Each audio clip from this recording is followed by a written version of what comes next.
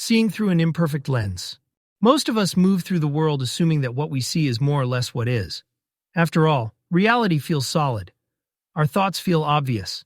Our conclusions arrive with a quiet sense of certainty that rarely asks permission. But the moment you slow down and look more closely, a humbling truth begins to emerge.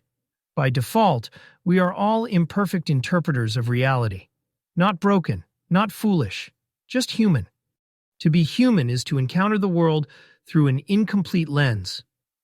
Our senses don't give us the whole picture. They give us fragments, signals, impressions, shadows, and the mind, doing what it has always done, fills in the gaps. It stitches sensation into story. It turns ambiguity into meaning. And then, almost without noticing, we mistake that story for truth.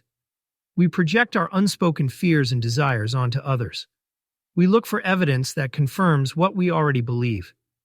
We smooth chaos into narrative because randomness is uncomfortable. We trust feelings simply because they feel strong.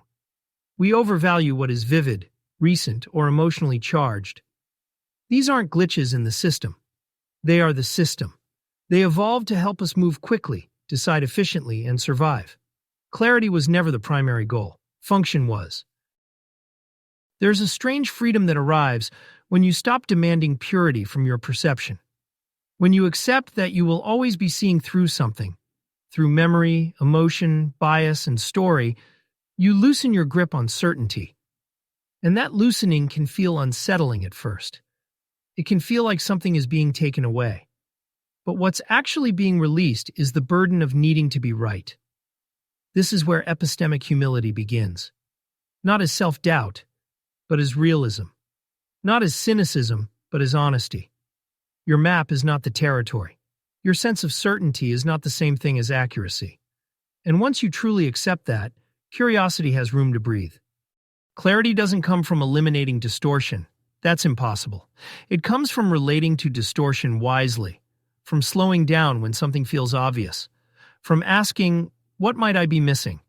From seeking out perspectives that don't flatter your own, from holding interpretations lightly, knowing they can change without threatening who you are, from making peace with not knowing, without rushing to fill the silence.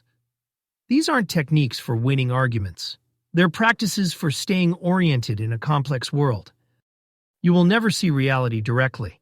None of us do. But you can become aware of the lens you're looking through. And when you do, something subtle but profound shifts.